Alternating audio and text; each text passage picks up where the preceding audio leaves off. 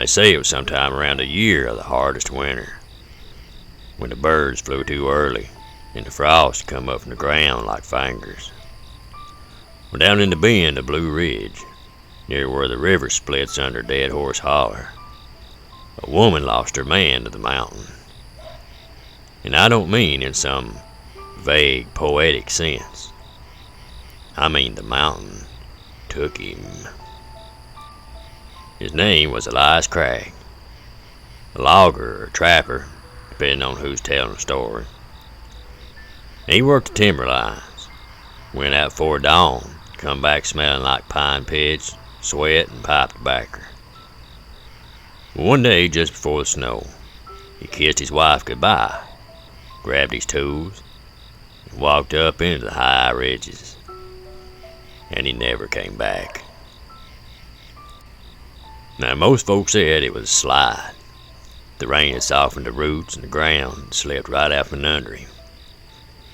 But others, the quiet ones, the ones with too many dogs and no God, they said he was taken because they'd seen a light that week, a flicker up on the ridges where no fire should burn, a glow that moved like it had eyes.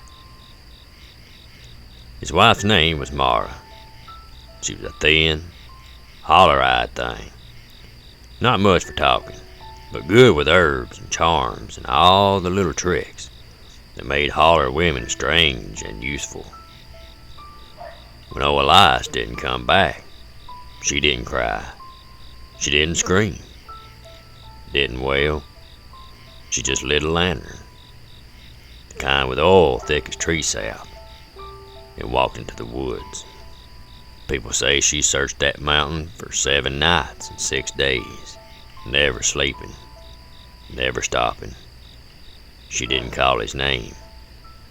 She just listened.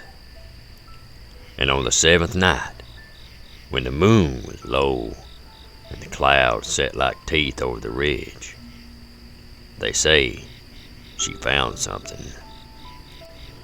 Now this part here changes depending on who's spilling the shine into your cup. Some say she found his coat, ripped, bloodless, folded like somebody meant to return it. Where others say she found a tree with his name carved into it, but the bark kept growing over it while she watched.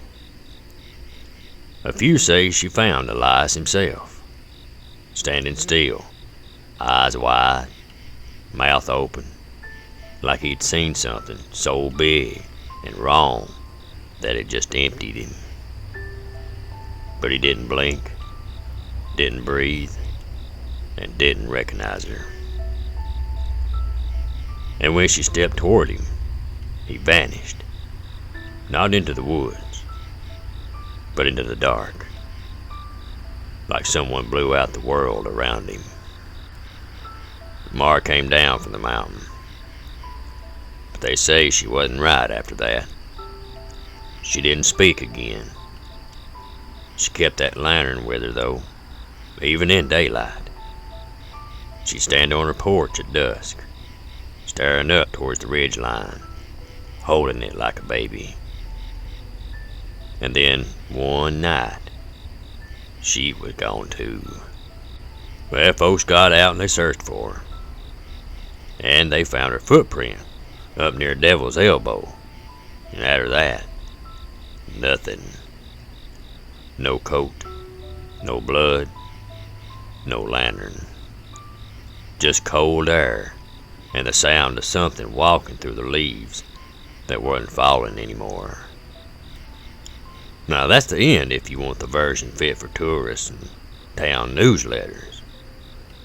But if you've lived here long enough, really lived here, you know that's not where the story stops. Because the light, it comes back. People start to see it in the late hours, just past 3 a.m., always in the dead seasons. A single yellow glow, soft, flickering, moving low and slow through the trees. Don't behave like fire, flashlights, It glides like it knows where it's going, and it never sways unless the mountain breathes. Some say if you follow it, you'll find the place where Elias was taken. Some say it'll lead you to Mara, still searching, face half gone, voice wind scorned. And others, the ones with bad eyes and old souls, they say it's not Mara at all.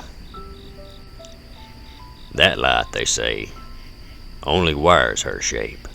It knows her grief. It remembers her voice. But it ain't her. The mountain took her pain and built a puppet from it. Something soft and glowing to draw others in.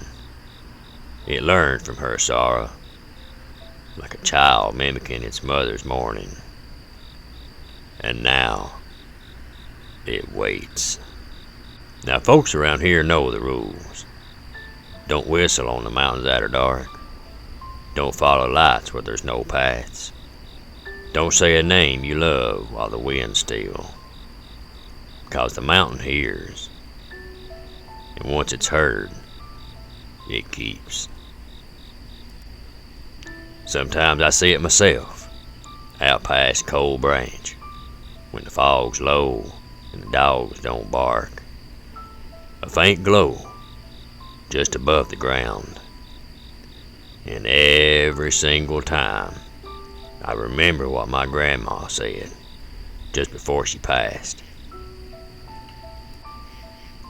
That ain't a star, darling. That's what's left of a woman who didn't stop looking. And a mountain that liked how it felt.